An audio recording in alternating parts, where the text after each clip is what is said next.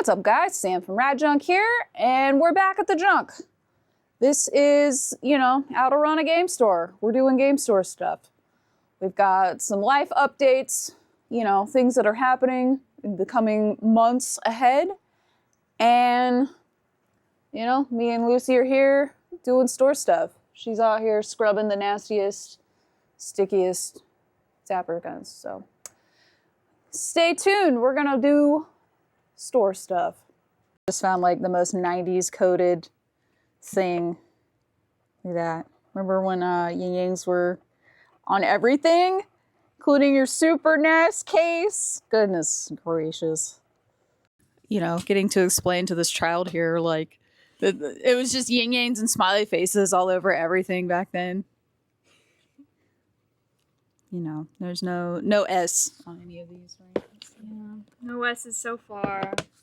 Well, I'm sure we'll find some at some point, unironically. So, I was explaining to Lucy why I like, seeing the Blockbuster stickers on stuff, because it's like, it gives it some character, and you know where it's been. Tell the good people of YouTube the comparison that you just made. Geotagging animals, like when you tag whales and sharks, and you keep their migratory patterns, or like monarch butterflies. The migratory patterns of a Nintendo game. Yeah. You know where they come from. She's not wrong. I never thought of it that way. But yeah.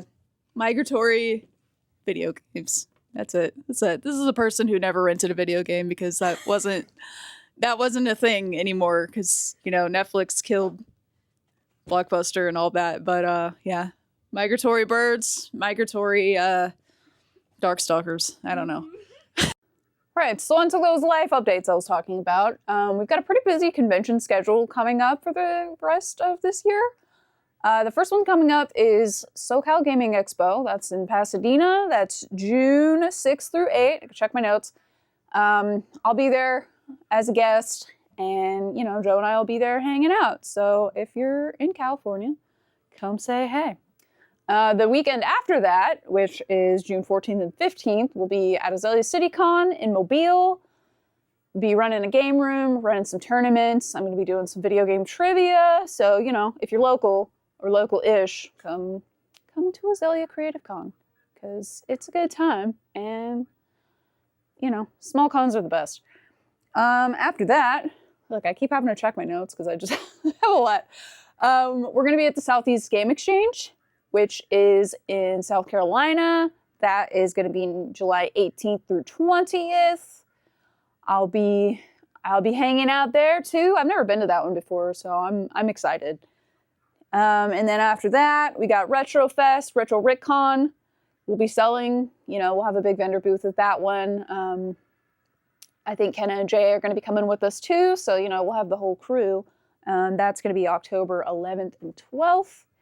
And then, last but not least, we got Really Rad Weekend, which is Veterans Day weekend, November 8th and 9th. Tickets are live now on the website at reallyradweekend.com.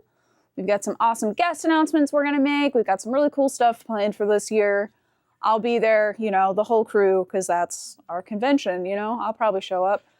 And on that note, if you've got any guests or game developers or anybody that you would like to see at Really Rad Weekend, tag them, shout them out, send them my way, because we're still looking to add a couple of guests and some other stuff. So that's it. That's the convention schedule. And yeah, come see me. I'll be around. All right, so I've got a box. It's a sandbox. I've deemed it because it's just full of things that I need to take care of. And, some kind of oddball stuff in here that maybe you don't know what it is. And if you don't, you're going to know. So first off, in the box of odd stuff is the NES satellite. So basically, this is a way to sort of wirelessly play with your NES controllers. So you have this, and then you also have this big sensor. So, this plugs into your NES, and then you plug your NES controllers into here, and then you can have it wirelessly to play your wired controllers.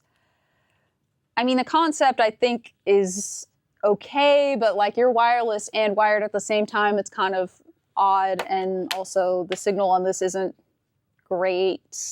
It's, you know, I don't know, weird Nintendo things, but that's the NES satellite. That's a thing. Also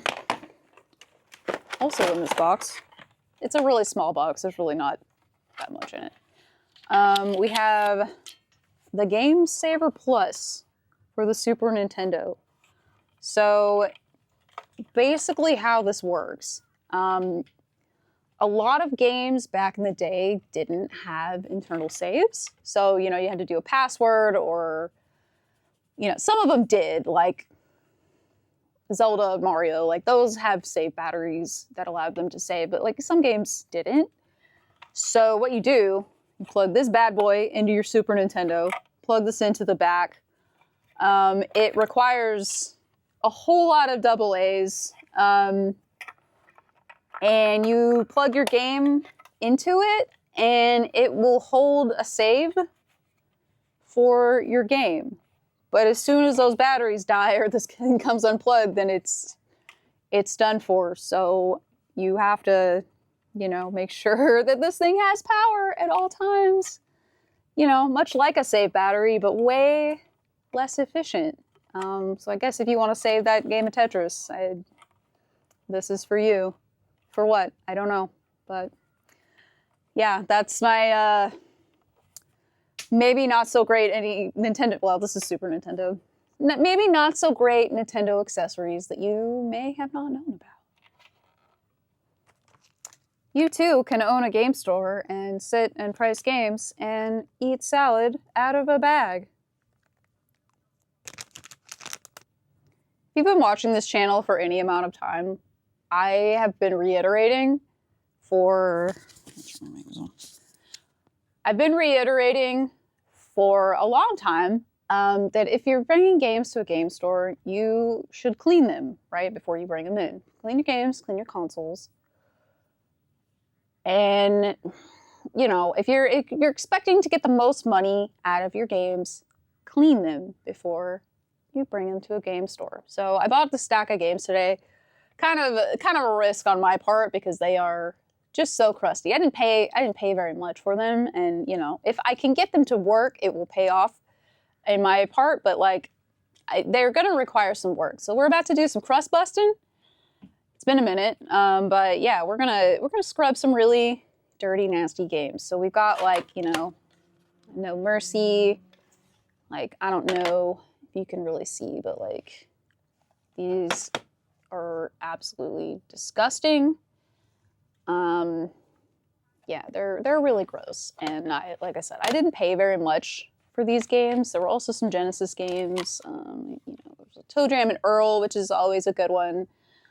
Warlock, Pitfall, Phantom, a couple of sports games, you know, whatever, Viewpoint. Nothing like crazy, but you know, people want these WrestleMania games and Toe Jam and Earl, so let's see if we can scrub these up and get them working. Okay, so we're going to start with this WrestleMania 2000. It's probably the crustiest of all this stuff, so you're going to get your Q-tip and your 90% isopropyl alcohol, so it's 91%, my bad. When doing these things, you always want to use the highest percentage that you can. Like, that's gross. Look at that. These things are nasty, and I'll, you know, I guess if I can at least get one of these to work, it will be worth what I paid for them, but we'll see. We shall see. You know, you got this person coming in with these games that look like this, swearing up and down that they work, and, you know, I don't know, they probably worked back in, you know, the year 2000, but they're gonna need some love, so I'm gonna scrub these bad boys up. And this is my cue for when I'm editing to turn this into a time lapse.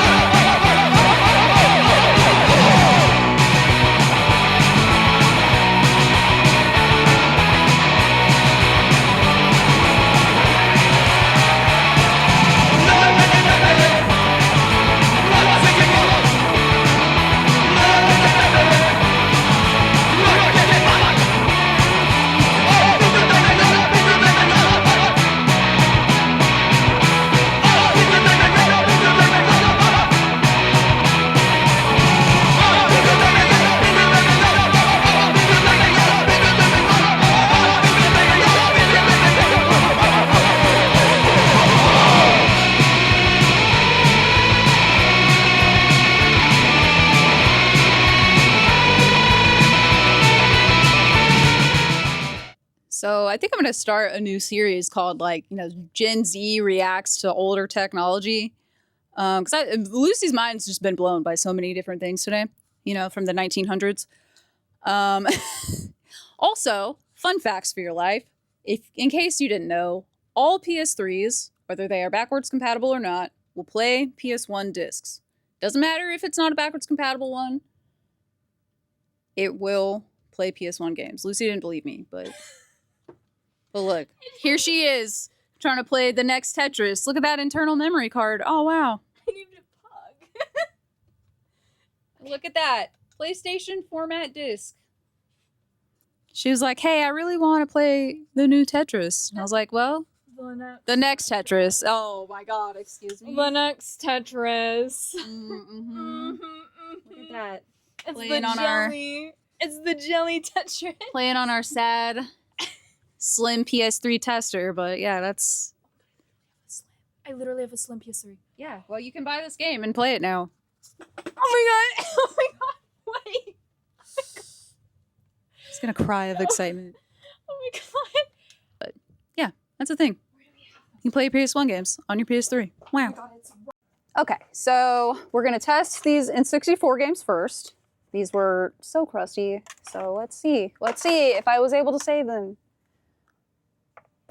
Okay, take two. I'm not gonna show you take one. I just was on the wrong input, so I thought these didn't work. But we're gonna try for real this time, because I know that now I'm on the right input. These were disgusting, and they actually kind of need another scrub on the outside, but let's see if this works at all. No. We're on the right input, yeah? 3.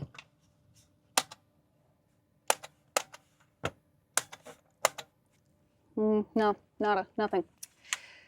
Okay, how about WrestleMania 2000? Well, we got one. This one I'll have to take apart and revisit in a bit. But, 1 out of 2 is not bad considering what they looked like and how little I paid for them. Okay, so let's try the Genesis games now.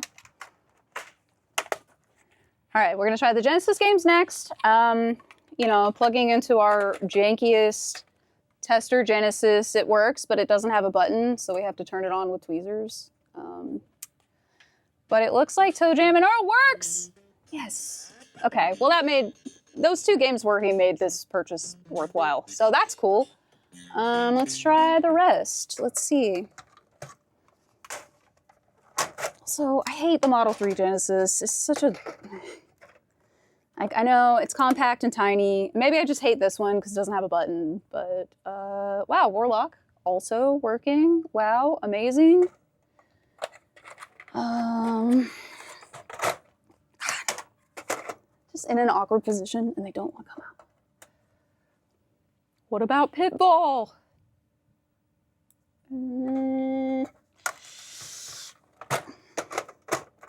Hey, Genesis.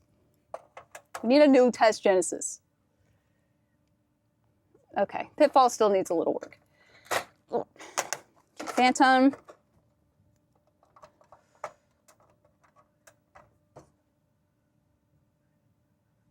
Also still needs a little work.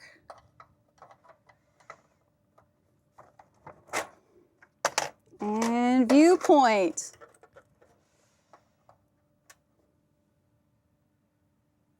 I'm kind of concerned that I just got this Genesis dirty with something. Hold on. Okay, let me get a Q-tip real quick. Thank you. Because now nothing is working, and I'm wondering if this Pitfall just still had some gunk in it that I missed. Oh, yeah, it did. And I think that I got this dirty. Is that your ride? Okay. I'm almost done.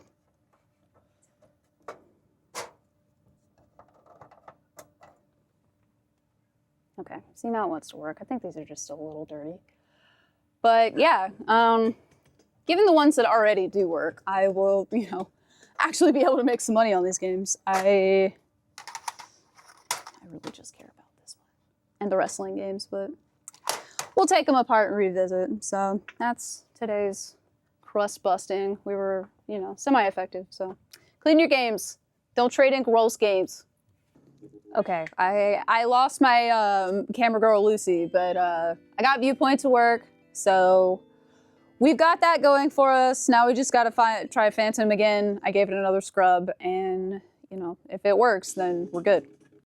She lives. Well, oh yeah, that's the lesson. Clean your games before you bring it in, or I'm gonna lowball you. If you bring me good stuff that's clean and good, I will not lowball you. I'll actually pay you really well. So you know, sell me your Pokemons and not grimy roach-filled N64 games, and I'll love you and pay you money. That's it for today, guys. It is closing time. Time for me to go home. Hope you guys enjoyed our day in the life of a game store. I don't know.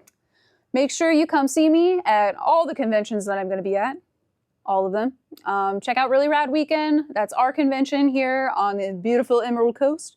It's a Gaming Beach vacation. That's going to be November 8th and 9th. And we'll see you guys next time. Stay rad. This is what I need. Not crusty. I'll pay up. Bring them.